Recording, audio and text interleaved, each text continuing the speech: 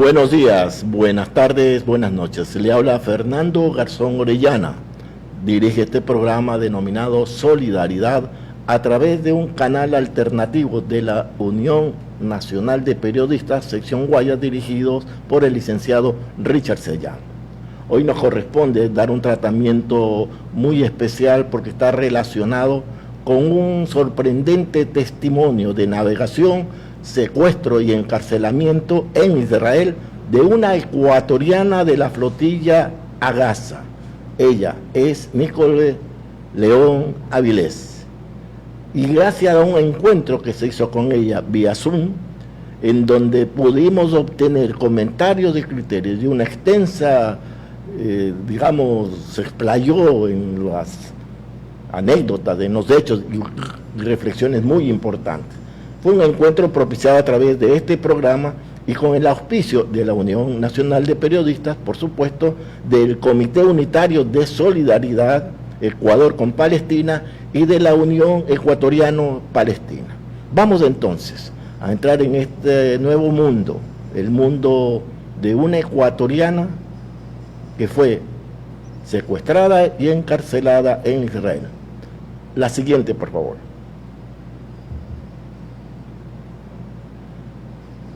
Este programa lo hemos hecho en base de del uso de la tecnología y a través de lo que ya es muy común ahora de Zoom. Ahí tenemos una de las imágenes en donde están algunos de los participantes y los vamos a ver más adelante. La siguiente.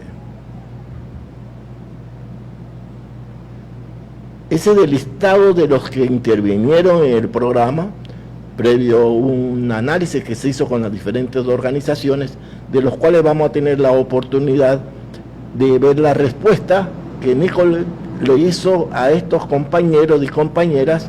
No vamos a tener oportunidad de oír las preguntas que le hacen los compañeros por el tiempo. Este programa debe durar máximo 1 hora y la decisión que se tomó en la dirección operativa del programa era poner fundamentalmente y exclusivamente realmente las intervenciones de respuestas que hizo Nicole, y en ese sentido pasamos inmediatamente también a señalar los que hicieron las preguntas. Vamos entonces a la siguiente, en donde vamos a encontrar en la pantalla algo que nos vincula,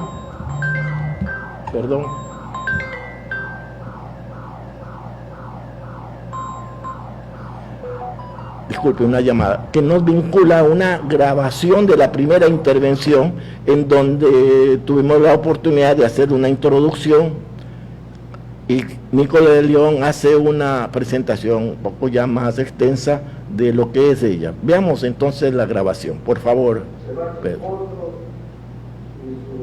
Modalidades propias de expresarse en lo que es de esta expresión artística propia de ella en sus portales, podemos deducir que ella tiene un aprendizaje muy especial, muy diverso. Arte, danza, fotografía, pero más allá de eso tiene también una formación marinera. Tengo entendido de una suerte de herencia, más de herencia genética, una herencia de vida de su familia, de su padre. También tiene otra particularidad, ese amor profundo por los pueblos, que es lo que un poco seguramente ahora vamos a constatar con su palabra y su presencia, y por lo que ya conocemos. Ella participó en la flotilla hacia Gaza el año pasado, 2025, y fue, como conocemos muchos de nosotros, fue incluso detenida, digamos, secuestrada. Es una modalidad que se ha puesto lastimosamente casi como una costumbre de los imperios. Y ahora la tenemos una persona muy especial, en el sentido que nos ha podido dar a conocer no solo la experiencia propia, sino ese sentimiento y algo que es muy poco usual, el manejo del lenguaje, casi como una especie de campaña que tiene respecto al uso de las palabras adecuadas en este momento de guerras cognitivas y de relatos de extraños y falsos. Y obviamente lo más importante, una clara posición política de resistencia. Ella se denomina y se reclama como comunista, algo que no es muy común en estos tiempos. Se revive y se reclama como una persona que representa a los pueblos.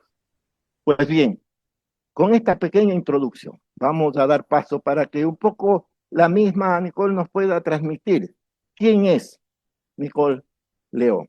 Y luego de eso podríamos seguir conversando. Pero primero conozcamos de ella misma, desde sus propias palabras, y un abrazo inmenso de todos nosotros a Nicole, que la tenemos presente. Por favor, Nicole, tus palabras. Muchas gracias por esta tan linda introducción, de verdad, lo agradezco mucho. Gracias a todas las personas, todas las compañeras y a los compañeros aquí presentes. Bueno, sí, yo soy Nicole, soy artista escénica, me formé en artes escénicas y en actuación para cámaras. Luego yo migré, hice una maestría en España, en el Estado español, de terapia, de arte terapia, de terapia psicoexpresiva. Y ahí surge, ahí uno el arte con la lucha social, con la defensa de los pueblos. Y ahí uno también la militancia política que me ha acompañado desde muy niña. Eh, Escribí un libro donde cuento cómo sobreviví a los abusos sexuales sistémicos a través del arte. Yo soy sobreviviente de abuso sexual y en el libro cuento cómo el arte me ayudó a sobrevivir y precisamente cómo también el compromiso político anticapitalista, decolonial, me ha ayudado a mantenerme en pie y seguir en la lucha por Palestina y por todos los pueblos, ¿no? No nos olvidemos que la lucha de Palestina es un gran ejemplo de todos los pueblos que resistimos permanentemente al imperialismo.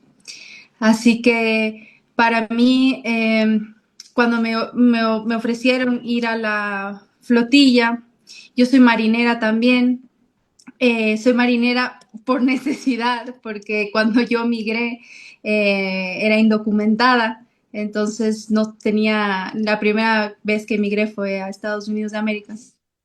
Y cuando tenía 18 años, no sabía en qué trabajar, pues yo dormía, estaba en situación de calle, dormía en la calle y escribía mucho. Y escribía sobre los barcos que veía y ahí sucedió que un marinero me dice, ¿estás viviendo en la calle? Y yo le digo, sí, acabo de llegar, no tengo dónde vivir. Y me dice, ¿por qué no empiezas a trabajar en los barcos? No necesitas pagar hospedaje ni nada y yo te enseño. Y él me enseñó a ser marinera. Y así empecé y ahora llevo trabajando en el mar hace ya 11 años que trabajo todos los veranos. Luego, bueno, no repetí la experiencia porque fue muy dura, pero cuando migré otra vez a Europa, otra vez en situación de indocumentada, pues dije, bueno, voy a intentar de nuevo con los barcos, que es algo que ya conozco. Lo volví a hacer y desde ahí trabajo, ahora ya tengo papeles, entonces desde ahí trabajo en verano en el mar y en invierno me dedico al arte, a denunciar el capitalismo y la cultura de la violación a través del arte. En eso me dedico. Entonces, cuando surgió la flotilla, yo siempre estaba muy comprometida y bueno, yo militaba en el Partido Comunista de España. Entonces estábamos, me dice, mira, necesitan marineros que vayan a la flotilla y obviamente que tengan un historial de militancia. Entonces se abre la oportunidad de aplico y me dicen, bueno, ven. Entonces empezamos desde cero. Compraron la Global Sumo Flotilla, compró muchos barcos, como 50 barcos. Barcos obviamente en malas condiciones, que muchos eran que no se podían navegar. Entonces empezamos todos voluntarios a trabajar en máquinas, en las velas, a hacerlo habitable también. Empezamos a construir dentro para que en una travesía que supuestamente decíamos esto va a durar unas 2 semanas, pero no contábamos con el mal clima, no contábamos con los infiltrados que teníamos, que tuvimos muchos infiltrados que nos dañaron la misión, no contamos con que íbamos a también tener bombardeos y drones. Eh, Así que la misión duró un mes navegando. Entonces, bueno, en el puerto estuvimos intentando, trabajando día y noche para que los barcos, poniéndoles motores, reparando, para que podamos navegar. Y cuando navegamos, bueno, teníamos claro que nuestra misión era romper el cerco. Como sabemos, desde el 2007 Gaza vive bajo asedio.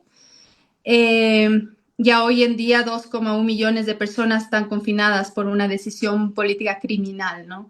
Entonces, la misión del 2025 era romper el bloqueo ilegal, denunciar a la comunidad internacional y crear un corredor humanitario para llevar ayuda a Gaza. Esa era la misión.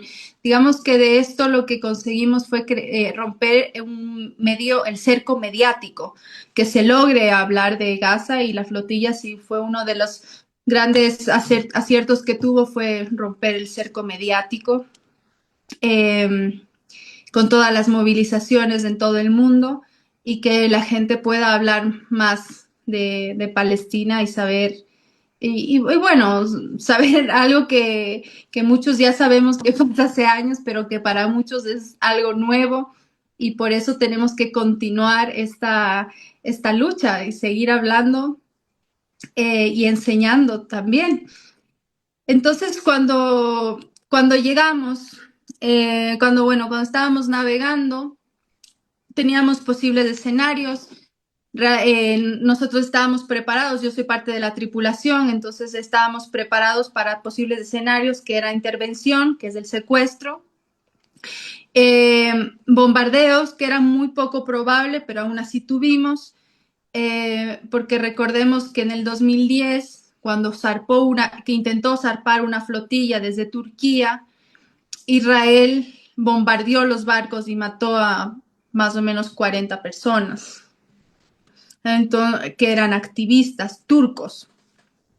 Entonces, teníamos también este recelo, que obviamente es una misión muy arriesgada, entonces sabíamos que podíamos tener esa posibilidad de bombardeos.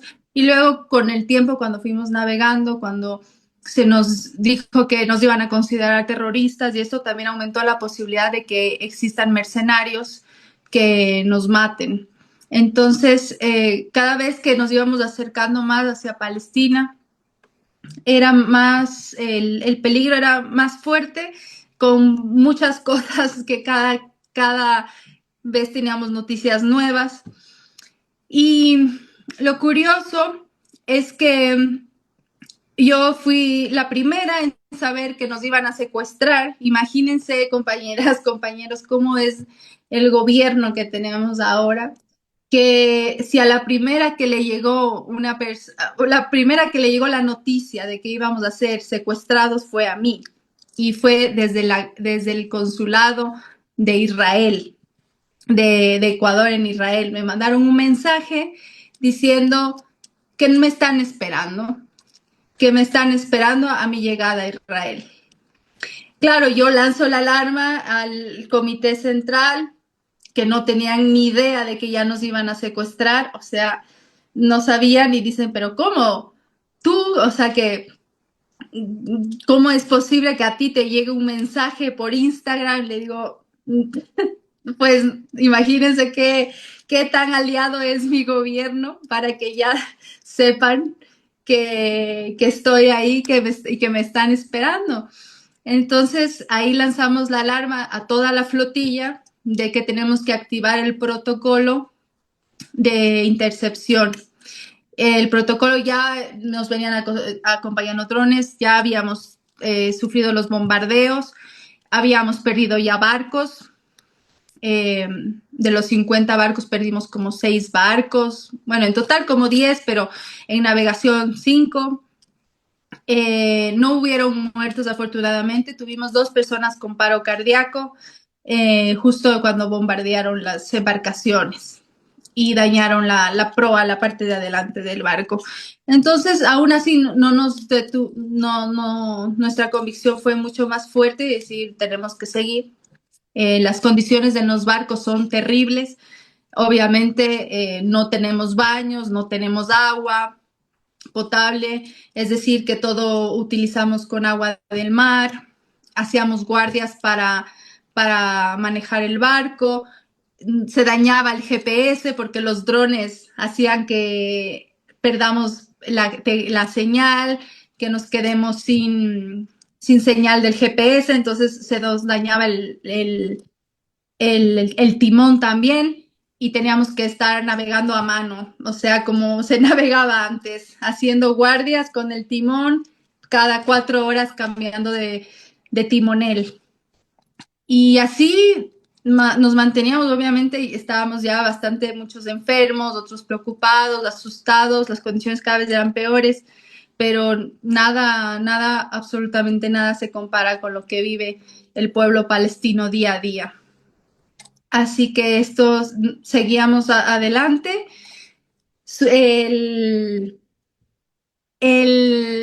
Llega el día del secuestro y bueno, tú ves y te encuentras y realmente dices, esto solo he visto en películas, pero no, la realidad supera realmente a la ficción. Los barcos que se acercaron a secuestrarnos eran barcos sin luz, barcos insonoros, con un inhibidor de señal brutal, totalmente a oscuras aparecieron al lado nuestro, tanto que les apuntamos y ellos eran mitad submarino porque salieron del mar. Como en las películas salen del mar, toda el agua empieza a caer, así empieza a caer. Yo le apunto con la linterna para ver qué era y ahí ves a todos los militares con las metralladoras apuntándote. Y claro, es un momento en que te quedas fría porque de no verles, de repente que aparezcan de la nada, suben así o sea, de película. Y nosotras, eh, obviamente ya teníamos, desde que yo di la alerta, ya habíamos activado el protocolo, pero claro, en ese momento ponernos en las posiciones que habíamos acordado, que estuvimos practicando un mes, porque sabíamos que esa posibilidad era muy grande, entonces practicamos en cómo colocarnos por estrategia. Obviamente las personas racializadas teníamos que estar más protegidas y los que nos protegían eran los blancos, que eso es súper importante mencionar también porque el riesgo que tenemos los activistas o los militantes en sí, realmente a mí no me gusta la palabra activismo, me suena una palabra desde un privilegio blanco, ¿no? Me suena a comodidad, entonces me gusta la palabra militante. Entonces los militantes que estábamos ahí, otros que sí se consideran activistas, bueno, sabían bien que los que tienen pasaporte fuerte y los que son de color de piel blanco son los que nos tendrán que defender a los racializados. Y nos enfrentamos a un racismo terrible, tanto así que cuando se subieron los militares y las fuerzas de ocupación israelí nos maltrataron, nos amarraron, nos golpeaban más a las personas latinoamericanas, a las compañeras musulmanes. Sabían a lo que iban, sabían que iban a por nosotros. Entonces, realmente el sentir que hasta en eso, ¿no? Hasta en eso hay tantas diferencias nunca vamos a ser iguales y saber militar y saber estar juntos y saber estratégicamente cómo nos vamos a apoyar los unos a los otros es importante. Por eso es que en la misión teníamos periodistas, teníamos personas con gran alcance, conocidos, como influencers, buenos que se dedican a denunciar a los derechos humanos, diputados, eurodiputados, todos ellos nos protegen, digamos que son la clave para la protección, porque una cosa es que vayamos, qué sé yo, 5 latinoamericanos, nos maten, a nadie, seremos noticia 5 minutos, pero obviamente si le matan a un eurodiputado o al activista Greta, va a ser mucha más noticia, ¿no? Entonces, todo esto al nivel interno nos lleva a cuestionarnos permanentemente, ¿no? Y también de cómo somos compañeros y cómo estamos en el día a día militando, cuál es nuestra posición y desde dónde, desde qué privilegios estamos luchando socialmente, porque no es lo mismo que una persona europea luche por derechos a que una persona racializada lo haga.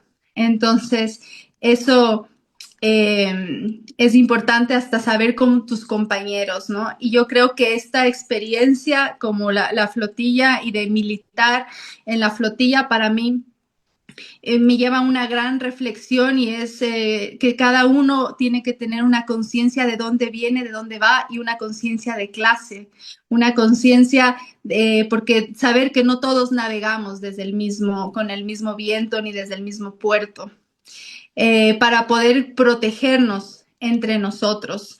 Entonces, era realmente era bonito ver tanta gente que teníamos un mismo objetivo, pero también es muy duro porque te das cuenta que no hay que idealizar, que no hay que idealizar a la militancia ni a los activistas ni nada, porque a la larga somos personas que venimos con muchas construcciones, racismo, machismo, y que todo eso tenemos que estar en constante vernos y ver desde dónde estamos hablando y cómo eso nos va a ayudar, porque en los barcos teníamos muchos problemas, muchos conflictos de idioma, de cultura, de creencias.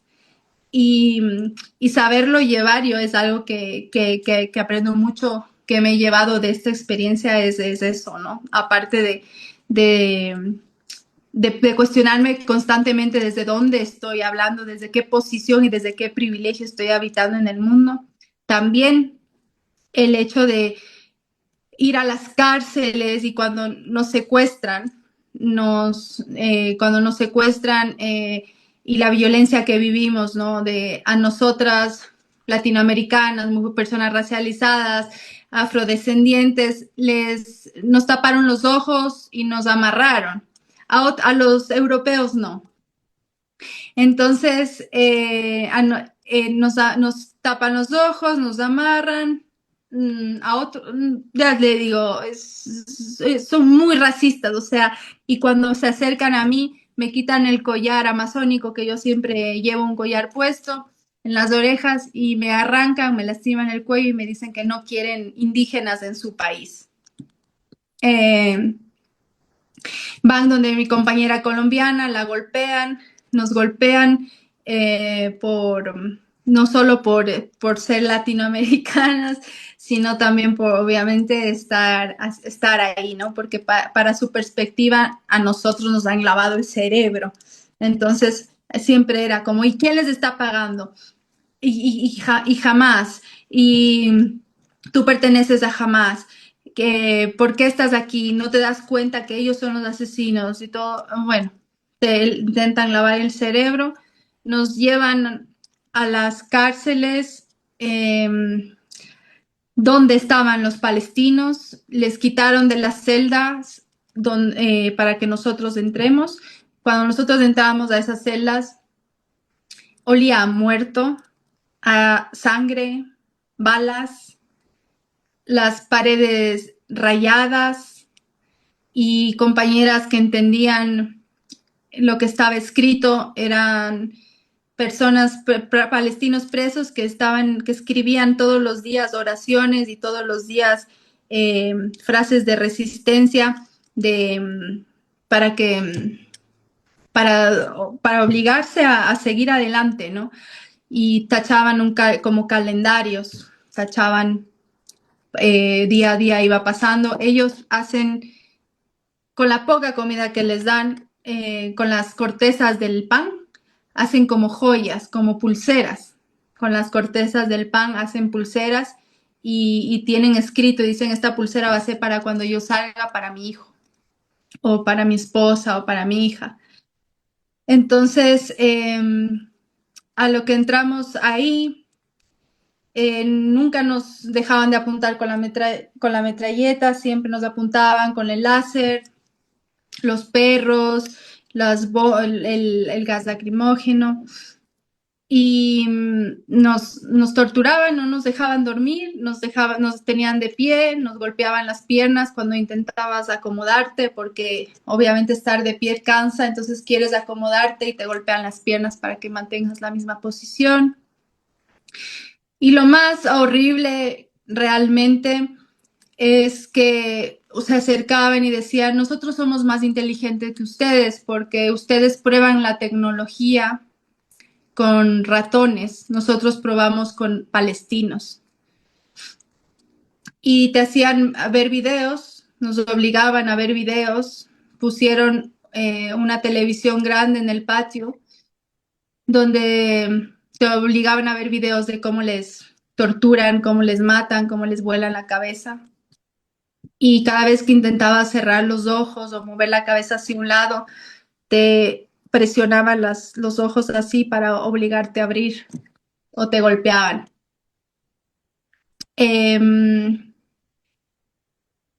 Estar en la cárcel y escuchar a los niños en las otras celdas y realmente sentir la impotencia, ¿no? De qué hacer. Entonces, lo que les estoy contando, estos relatos, es para expresarles mi deseo y mi compromiso de querer volver.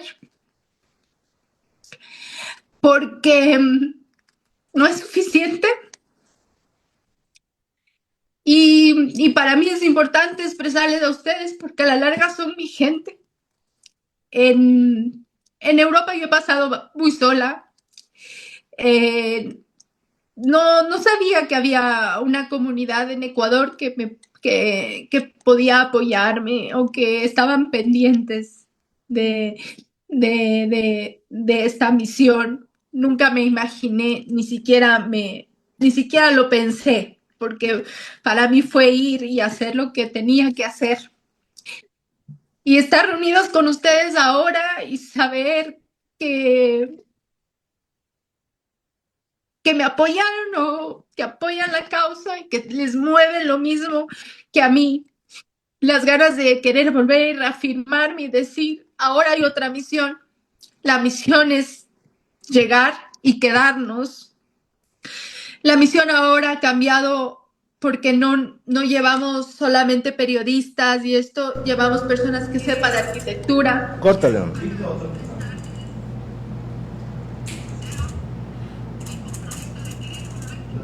Continuamos la próxima pregunta que le hicieron sí, correcto, Richard Sellán, licenciado, presidente de la UNP Guayas, y la compañera Naihuano del centro que hace actividades de solidaridad en Quito, que del Comité de Solidaridad Ecuador con Palestina.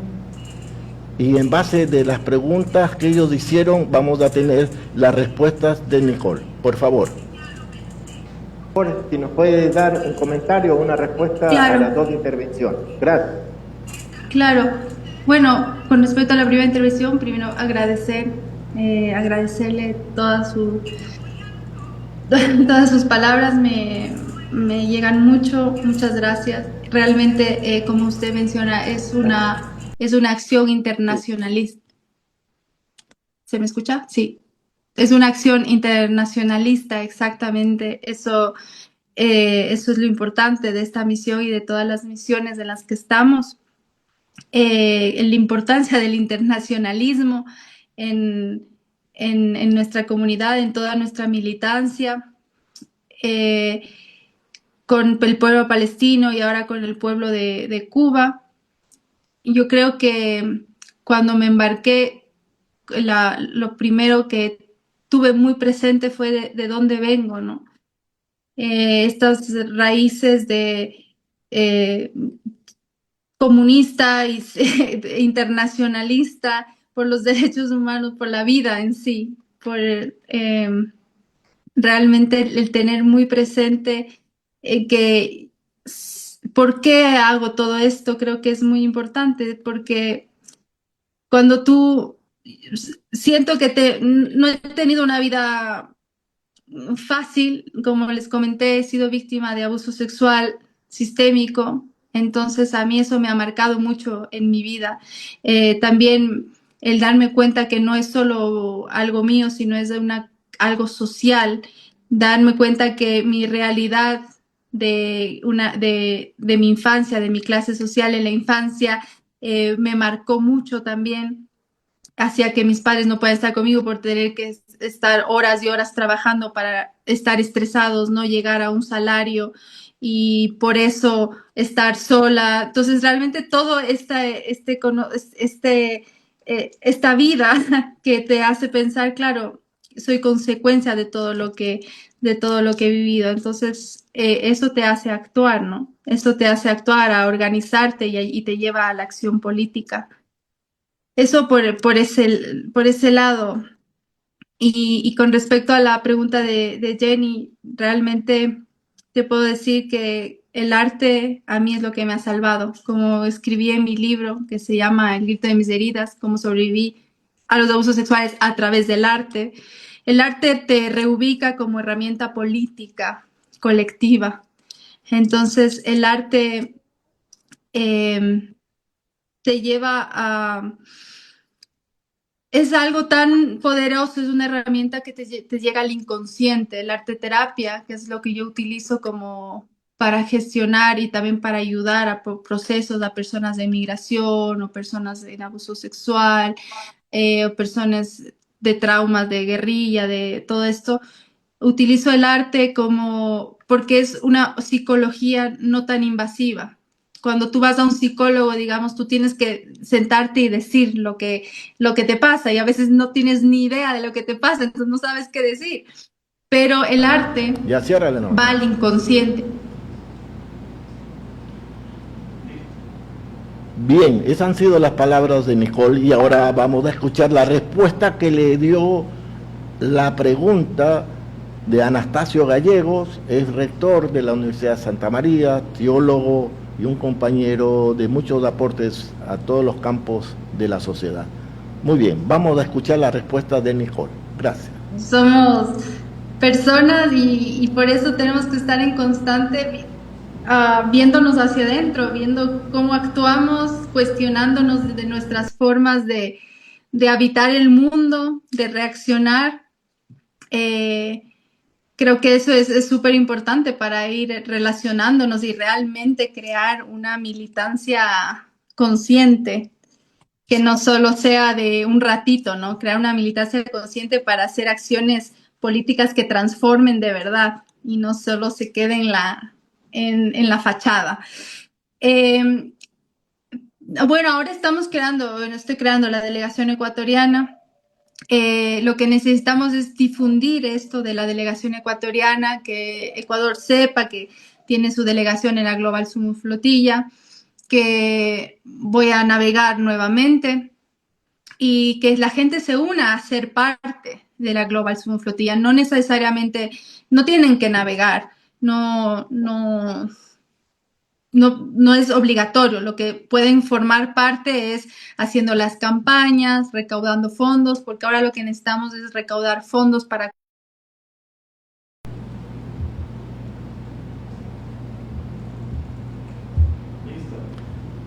Gracias, Nicole. Y sigamos con las otras respuestas que le dio Aminta Buenaño Rugel, escritora, ex vicepresidenta de la Asamblea Constituyente y una persona que aporta mucho también a nuestra sociedad. Veamos la respuesta que le dio Nicole a la pregunta de la compañera Aminta Buenaño Rugel. Por favor.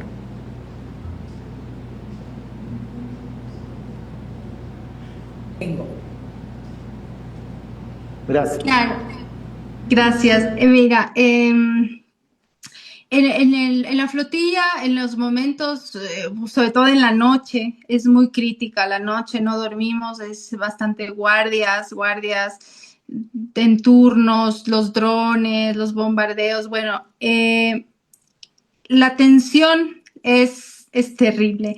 Realmente te puedo decir que cada uno lo gestiona como puede. Me encantaría, de hecho es algo que quiero implementar en esta flotilla, es que podamos tener a alguien que nos esté apoyando, designar una persona o dos en el barco que sea un apoyo para gestionar, nuestras emociones, porque empiezan a haber conflictos, peleas entre nosotros. Es un momento tan tenso que nos convertimos hasta en nuestros enemigos. O sea, es terrible. Y sobre todo, la mente te juega mucha psicología porque imagínate, lo peor que vivimos ahí fue que desconfiábamos de todos, porque había tantos infiltrados que nos sabotearon los barcos, que nos hicieron agujeros, que hicieron que entre agua, que perdimos barcos por personas que estaban infiltradas ahí, que era tanto la paranoia de mirar a tu alrededor y decir, ¿en quién confío? No puedo confiar en nadie porque tú puedes ser un saboteador, hasta de ti mismo.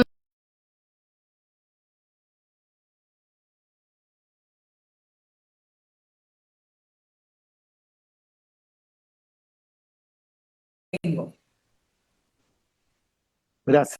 Todo era terrible. Entonces yo les tranquilizaba a mis papás y hacer ese ejercicio de yo ser la que tranquiliza a mis padres, a la misma vez me tranquilizaba a mí. Y decía, todo está bien, no puede pasar nada, no me puede pasar nada porque tengo que llegar a casa a verle a mi madre y a mi padre. Tengo que viajar al Ecuador a verles a mis padres, entonces no puede pasarme nada. Entonces eso era algo que yo hacía para controlar. Realmente en los barcos, como yo tengo experiencia navegando, como paso 6 meses en el mar, a mí eso no me afectó, pero a mucha gente sí. Y es muy duro. Entonces, realmente a esa parte no me afectó tanto. A mí lo que me afectó fue en la cárcel. En la cárcel, cuando estaba totalmente incomunicada, cuando me habían golpeado y todo, ahí dije, espero que mi mamá esté bien. O sea, dije, tengo que resistir por mi mamá. Pero llegó un punto en que me sentía tan mal, estaba deshidratada, porque no nos habían dado agua ni comida. Estaba ya desmayándome, que en ese momento dije, tengo que aguantar. Dije, va a pasar, va a pasar, va a pasar, tengo que aguantar, voy a salir. El controlar la mente, el estar en este control, pero eso es una de las cosas más complicadas de la misión. Es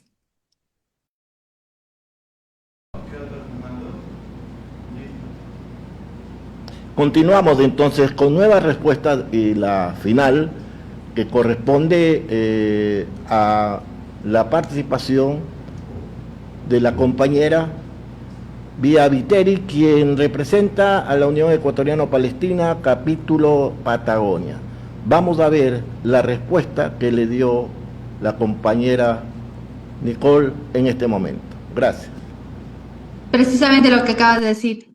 Nuestra seguridad son ustedes, es el ojo público. Esa es la única seguridad que tenemos, que esto se haga mediático, presionar a los gobiernos, eso es lo mismo que el anterior año, esa es la misma seguridad que tenemos ahora, porque en los gobiernos no nos han respaldado, nos han dado la espalda, así que todo depende de la gente. Esto es una misión del pueblo y los que nos protegen es la misma gente. Eh, sí, de ahí lo de los infiltrados. Nosotros tenemos varios mecanismos o sea, para intentar, para filtrar a los que van a navegar. Entonces, tenemos toda una comisión. De hecho, cuando postula a alguien, vemos todos sus antecedentes, vemos antecedentes penales, vemos que hayan militado en ciertos países, vemos referencias, o sea, pedimos todo eso. Realmente ahora el trabajo es mucho, vamos a tener mucho más cuidado, pero el anterior año lo hicieron con cuidado y aún así siempre va a haber, es que estamos luchando contra un imperio. Ellos van a tener infiltrados siempre. Entonces, esto es